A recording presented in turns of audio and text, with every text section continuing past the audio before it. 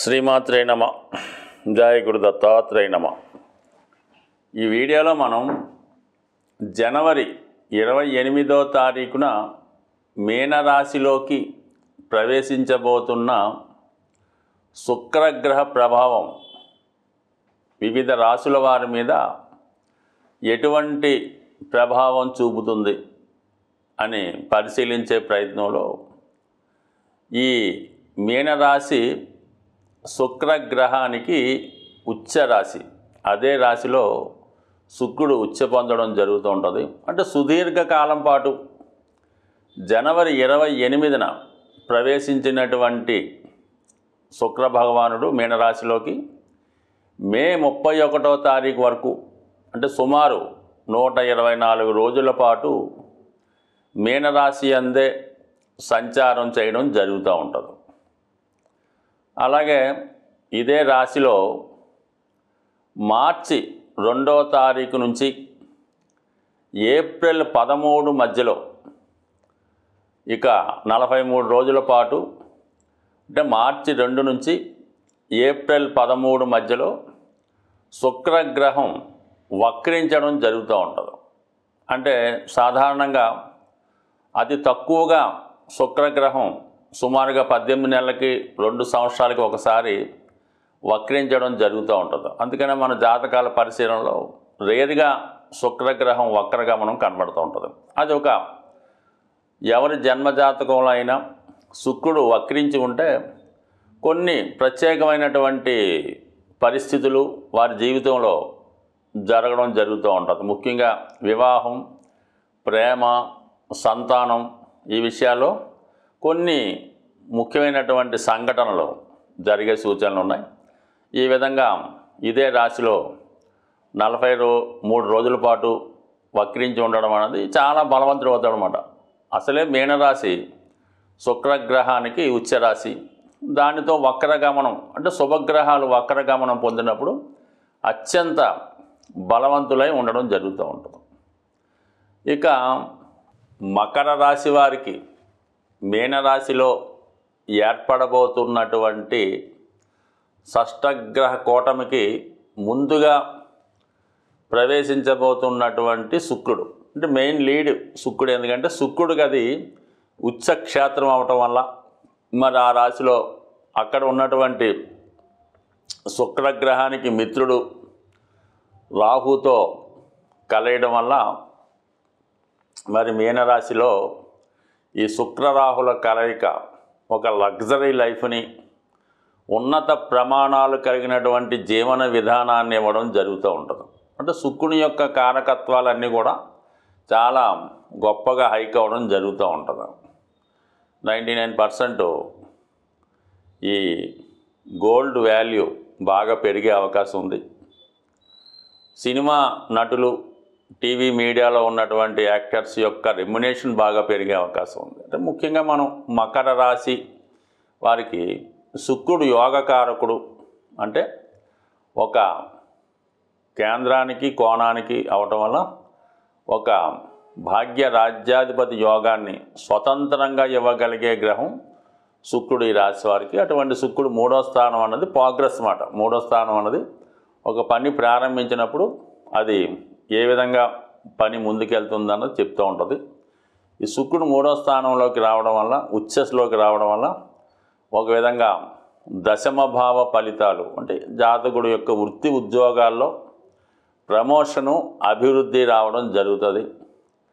Especially మీ ఉద్యోగంలో మీరు ఏ వృత్తిలో ఉన్నా, సినిమా అవ్వచ్చు, మీడియా అవ్వచ్చు, ప్రైవేట్ జాబ్ అవ్వచ్చు, లేదంటే బ్యాంక్ జాబ్ అవ్వచ్చు, ఏ వృత్తిలో ఉన్నా మీకు బాగా నైపుణ్యం కలిగి ఉన్నటువంటి, బాగా టెక్నాలజీగా కలిగి ఉన్నటువంటి వాళ్ళు, అంటే ఒక టెక్నాలజీ కలిగినటువంటి చాలా అడ్వాన్స్గా ఆలోచించే ఒక మీ ఫ్రెండ్ అవ్వచ్చు, అది ఒక స్త్రీ అవ్వటం జరుగుతుంది శుక్రుడు కాబట్టి. అది మీ మదర్ అవ్వచ్చు, మీ అక్కగారు అవ్వచ్చు, మీ భార్య కూడా కావచ్చు.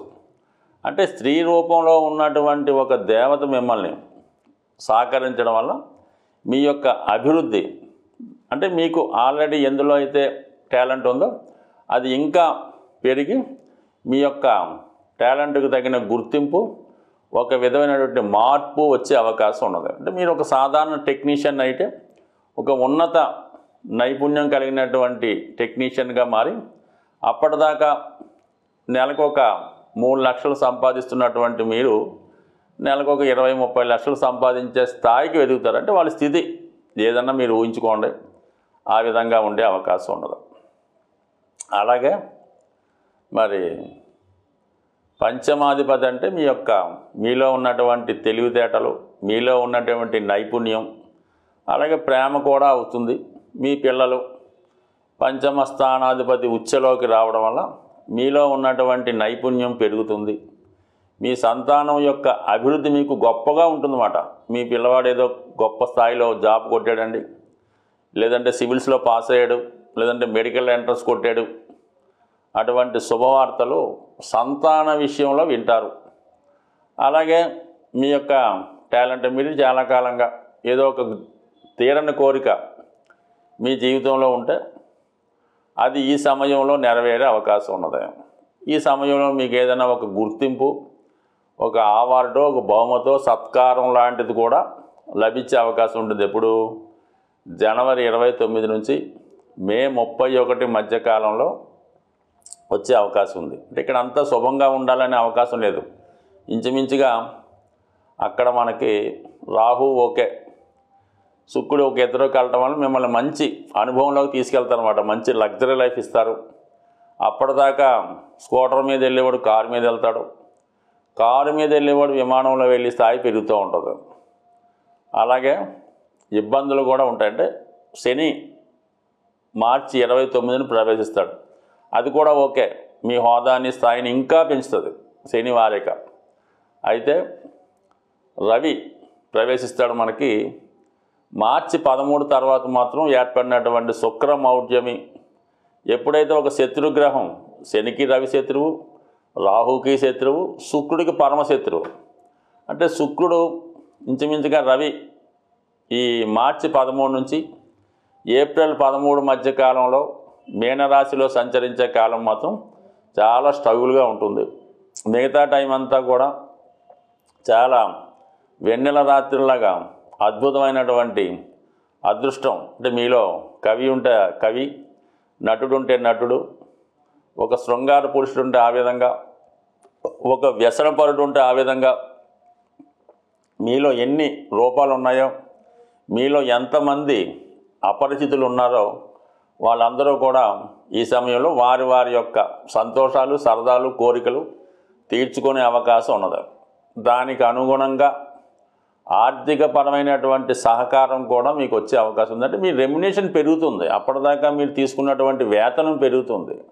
అలాగే పోగొట్టుకున్న దాన్ని తిరిగి సంపాదించుకుంటారు, మీ యొక్క స్థాయి పెరుగుతుంది, మీ యొక్క అసెట్స్ వాల్యూ పెరుగుతూ ఉంటుంది.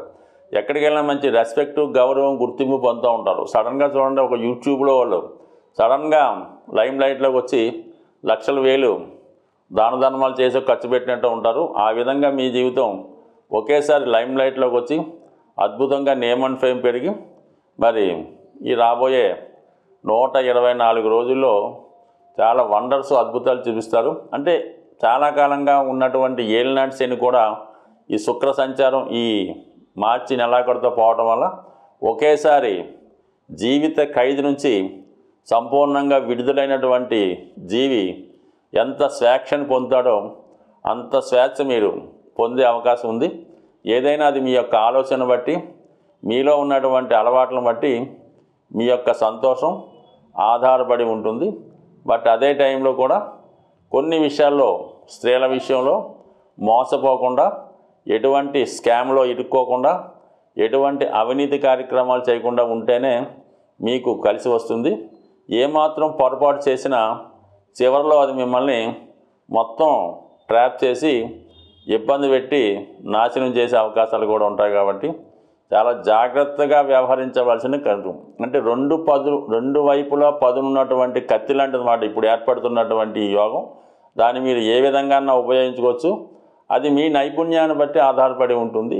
ఏదైనా సరే జాతకంలో గోచార రీత్యా, జన్మజాతక రీత్యా ఏర్పడినటువంటి దోషాలని చిన్న చిన్న పరిహారాలతో దాన్ని పరిష్కరించుకోవడం అన్నది కేవలం మన శాస్త్రాన్ని రచించినటువంటి పరాశరుల వారే చెప్పడం జరిగింది. అంటే ప్రతి సమస్యకి ఒక పరిష్కారం చెప్పడం జరిగింది.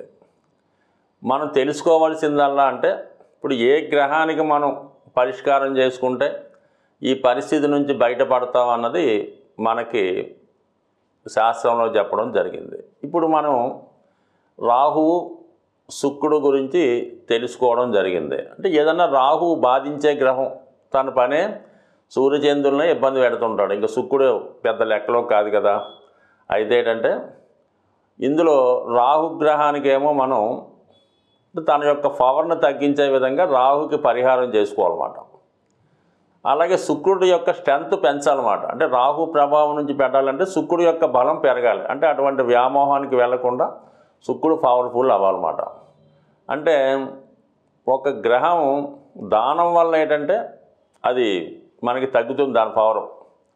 మనం స్తుతించడం వల్ల అంటే మనం అమ్మవారికి సహస్రనామాలు, వెంకటేశ్వర స్వామికి ఇవన్నీ సహస్రనామాలు, సుప్రభాతాలు ఇవన్నీ కూడా మనం పొగడ్తల ద్వారా అంటే అందులో ఉన్న చెప్పడం వల్ల అతనికి వాళ్ళ పవర్ అర్థమవుతూ ఉంటుంది అన్నమాట. అందువల్ల శుక్రగ్రహం మీరు డెవలప్ చేసుకోవాల్సి ఉంటుంది. అంటే శుక్రగ్రహాన్ని ప్రసన్నం చేసుకోవాలనుకున్న వాళ్ళు ముఖ్యంగా విష్ణు సహస్రనామం చదువుతూ అందులో ఉన్నటువంటి లక్ష్మీ స్తోత్రాన్ని, దాని తర్వాత కనకధార స్తోత్రాన్ని పారాయణ చేయవలసి ఉంటుంది. శ్రీ సూక్తం కూడా ఓకే. అంటే మీరు ఏదైనా అమ్మవారిది పఠించండి, కానీ విష్ణుమూర్తిని పఠించకుండా, స్తుతించకుండా, విష్ణు సహస్రనామం చదవకుండా, కనీసం గోవిందనామాలు చదవకుండా లక్ష్మీ అమ్మవారి యొక్క అనుగ్రహాన్ని మీరు ఎట్టి పరిస్థితుల్లో కూడా పొందలేరు.